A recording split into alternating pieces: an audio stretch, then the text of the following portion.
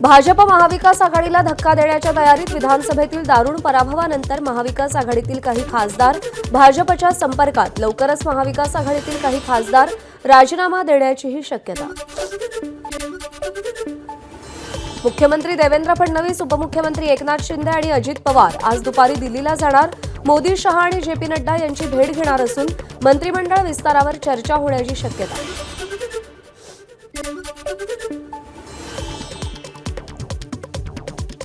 फडणवीस, शिंदे आणि अजित पवारांमध्ये काल खातेवाटपावर 1.5 तास चर्चा. मात्र कोणताही तोडगा निघाला नसल्याची सूत्रांची माहिती.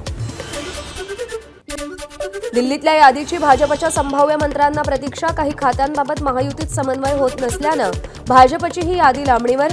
दिल्लीतून अद्याप भाजपच्या संभाव्य मंत्र्यांना विचारणा झाली नसल्याची सूत्रांची माहिती.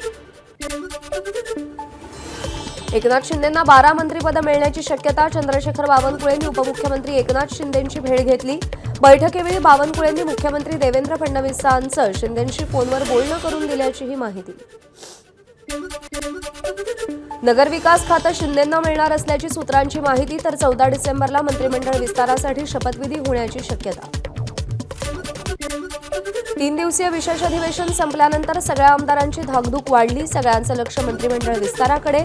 मंत्रिमंडळ विस्तारात कोणाची वर्णी लागणार या संदर्भात राजकीय वर्तुळात चर्चा. विरोधी पक्षनेतेपदासाठी महाविकास आघाडीकडून अद्यापही अर्ज नाही. विधानसभा अध्यक्ष राहुल नार्वेकर यांची माहिती. विरोधी पक्षनेतेपदासाठी विरोधकांकडे आवश्यक संख्याबळ नाही. विरोधी पक्षनेतेपदावर चर्चा करून निर्णय घेऊ, विजय वडेट्टीवार यांची भूमिका. नागपूर अधिवेशनामध्ये उद्धव ठाकरे पहिल्या दिवसापासून सहभागी होणार. मुंबईतल्या विशेष अधिवेशनात उद्धव ठाकरे अनुपस्थित होते. मात्र नवीन सरकारच्या नागपूर इथल्या अधिवेशनाला उद्धव ठाकरे उपस्थित राहणार. हिवाळी अधिवेशनाच्या पार्श्वभूमीवर विधिमंडळ सचिवालय नागपूरमध्ये दाखल. उद्यापासून प्रशासकीय कामाला सुरुवात होईल.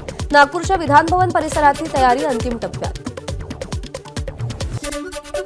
नागपूर हिवाळी अधिवेशनात मंत्र्यांच्या मदतीसाठी QR कोडची सेवा उपलब्ध करून देण्यात आली आहे. मंत्र्यांचे बंगले, आमदार निवासी खोल्या अशा विविध ठिकाणी हे QR कोड लावण्यात आले. मुख्यमंत्री झाल्यानंतर फडणवीस उद्या पहिल्यांदाच नागपूर दौऱ्यावर. फडणवीसांच्या स्वागतासाठी भाजपकडून जय्यत तयारी. सुरक्षेच्या दृष्टिकोनातून भाजप कार्यकर्ते आणि नागपूरकरांवर निर्बंध.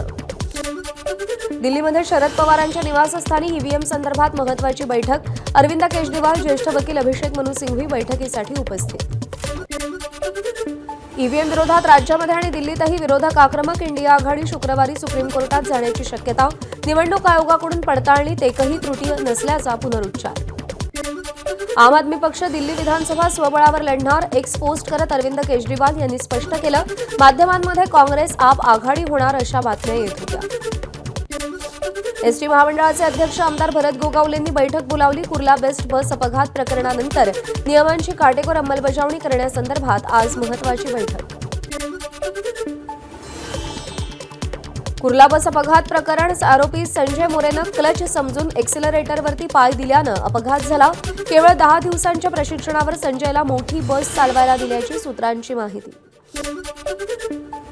मुंबईच्या अंधेरी पश्चिमेतील ओशिवरा भागामध्ये बेस्ट बस चालकाचा वाईन शॉपवर बस थांबवून वाईन विकत घेतानाचा व्हिडिओ मनसेकडून व्हायरल.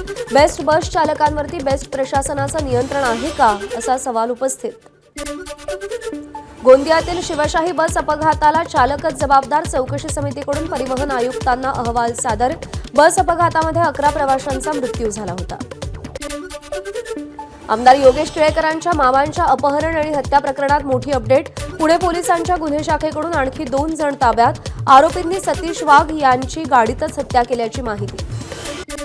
मुंबई महानगरपालिकेच्या कचरा संकलन केंद्राचं आता आधुनिकीकरण होणार. डम्पिंग ग्राउंडवरती जाणाऱ्या कचऱ्याचं प्रमाण कमी व्हावं आणि सुक्या कचऱ्यावरती शक्यतो त्या विभागातच प्रक्रिया व्हावी या दृष्टीनं प्रयत्न. पुण्यातील पूरस्थिती रोखण्यासाठी आराखडा तयार करा. पुणे महापालिका आयुक्तांचे आदेश. तसंच पुढच्या वर्षी पूरस्थिती निर्माण होऊ नये यासाठी आपत्कालीन कामं करण्याच्याही सूचना. मागच्या 9 महिन्यात 18,000 पुणेकरांना भटक्या कुत्र्यांनी जखमी केलंय. गेल्या वर्षीच्या तुलनेमध्ये हा आकडा 4,000 वाढलाय. यावर महापालिकेनं कुत्र्यांचं लसीकरण आणि नसबंदी करावी किंवा तसं केलं जातंय असा दावाही केलाय. परभणीमध्ये डॉक्टर बाबासाहेब आंबेडकरांच्या पुतळ्यासमोरील संविधान शिल्पाचे एका माथेभिरूने नुकसान केलं होतं. त्याच्या निषेधार्थ आज आंबेडकर प्रेमींची परभणी बंदची हाक. मराठी चित्रपट सृष्टीतील कलाकार मंडळींनी आज देवगिरी निवासस्थानी अजित पवारांची भेट घेतली. सांस्कृतिक खातं राष्ट्रवादीकडे घ्या, अजित पवारांकडे सगळ्या कलाकारांची मागणी. महाराष्ट्राची कुलस्वामिनी तुळजाभवानी देवीच्या मंदिराला लवकरच पुरातन झळाळी लाभणार. लवकरच भक्तांना तुळजाभवानी देवीच्या मंदिराचा मूळ प्राचीन गाभारा पाहता येणार. आमदार राणा जगजितसिंग पाटील यांची माहिती. आगामी कुंभमेळ्याच्या पार्श्वभूमीवर नाशिक त्र्यंबकेश्वर रस्त्याचं काँक्रिटीकरण केलं जाणार. नदी प्रदूषण, आरोग्य आणि सार्वजनिक बांधकाम विभागाच्या कामांनाही प्रशासनाकडून प्राधान्य दिलं जातं. मोक्षदा एकादशीनिमित्त पंढरपूरमध्ये हजारो भाविकांची विठ्ठल दर्शनासाठी गर्दी. विठ्ठलाच्या पदस्पर्श दर्शनासाठी किमान 5 ते 6 तासांचा कालावधी लागतोय, तर चंद्रभागा तिरीही गर्दी. टीसीएस कंपनीकडून विठ्ठल मंदिराची मोफत टोकन दर्शन प्रणाली विकसित करून मिळणार. मंदिर समितीचे सहअध्यक्ष गहिनीनाथ महाराज औसेकर यांची माहिती. नाशिकच्या कळवण तालुक्यात आदिवासी समाजाच्या डोंगऱ्या देवाचा उत्सव. माजी केंद्रीय राज्यमंत्री भारती पवार यांनी भेट दिली. सारंगखेड्यातील चेतक फेस्टिवल 14 डिसेंबरपासून सुरू होणार. देशभरातून घोडे दाखल होण्यास सुरुवात. आतापर्यंत 700 घोडे विक्रीसाठी दाखल. पुणे शहरातील सतत वर्दळीचा असा लक्ष्मी रस्ता आज बंद राहणार. पादचाऱ्यांना मुक्तपणे फिरता यावं म्हणून 11 डिसेंबर पादचारी दिवस म्हणून साजरा करण्याचा महापालिकेनं निर्णय घेतलाय. एबीपी माझा, उघडा डोळे बघा नीट.